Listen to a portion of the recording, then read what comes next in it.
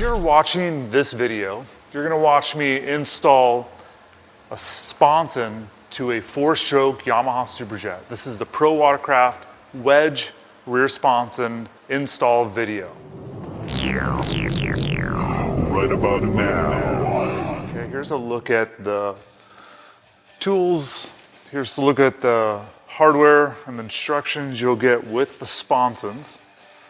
So these are going to come with 2 holes here that will be threaded, and at the front there's not going to be any holes. And so in this install we're going to show you where to put those holes. Basically the stock ski comes with black rivets all the way down and into the rear bumper. Now, so obviously I've removed the rivets already, so you'll need a drill bit to drill out those rivets, and you'll probably use a 1/4 inch to do so. So once you have, you'll want to remove these 2.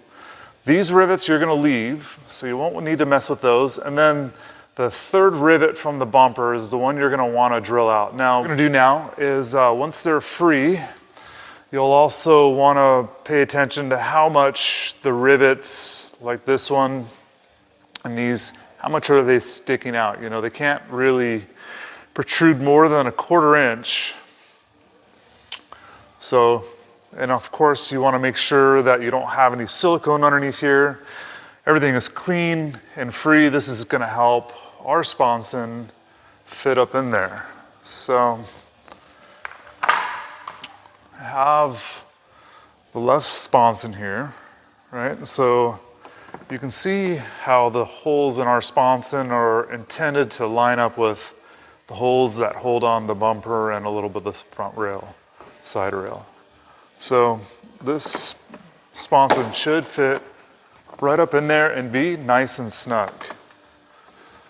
This is pretty much what you should expect. I also kind of look at how this transition flows into there. Make sure it's up all the way.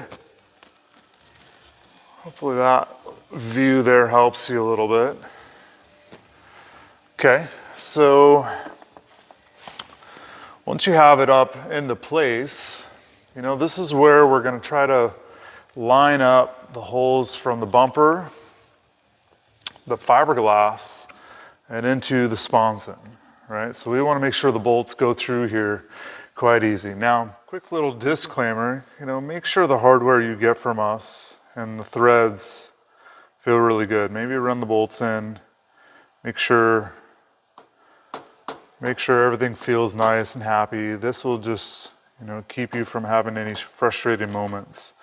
Also, you know, sometimes this hardware comes with a little bit of a burr, or, you know, use some grease. You don't want the stainless to lock on the stainless. So the first suggestion is to drill out the bumper and the bond flange with your 1/4 inch drill bit. We suggest then sliding the sponson into place and use a light to visibly see the threads in the sponson while you're either holding the bumper on or peeling it back. If you need to adjust the holes in the bond flange, make sure to mark it with a pen. You want to drop the sponson out of place while you either use a larger drill bit or a file to adjust the fiberglass bond flange. So you may have to kind of go back and forth, but the goal here is to use your tools to align the holes in the ski with the threaded holes in the sponsons. You will definitely know you got it right when you can push the bumper over, you'll push the bolt into place, and it'll thread in with no resistance. Once you got both rear bolts with the washers on to thread in with no resistance, you're going to probably wonder what the torque spec is. We suggest tightening it down to where you kind of see the washer squeeze into the plastic a little bit. At this point, you can probably move to the front of the sponson to start the next step. So you're gonna leave these 2 rivets alone. You won't need them. It's the 3rd rivet from the rear bumper that you're going to want to drill out with your 1/4-inch drill bit. Now you're going to go through the bumper, through the bond flange, and you're going to go into the sponson. So be careful not to, like, of course, stab your finger or anything like that. So you'll drill this out, and once you drill it out, you're going to install your bolt with a washer, and then you're going to put the nylock nut on the back side. So you're going to want to add a new hole that will go through your bumper, through the bond flange, and into the sponson. To find this hole, we suggest using a piece of tape. Use the tape as a guide to butt up against the inside of the sponson blade and wrap around to the outside. And from the edge of this tape, about 1 inch in, you're going to drill a new 6mm hole with your 1/4-inch drill bit and install your 6mm bolt with a washer and a nylock nut on the backside.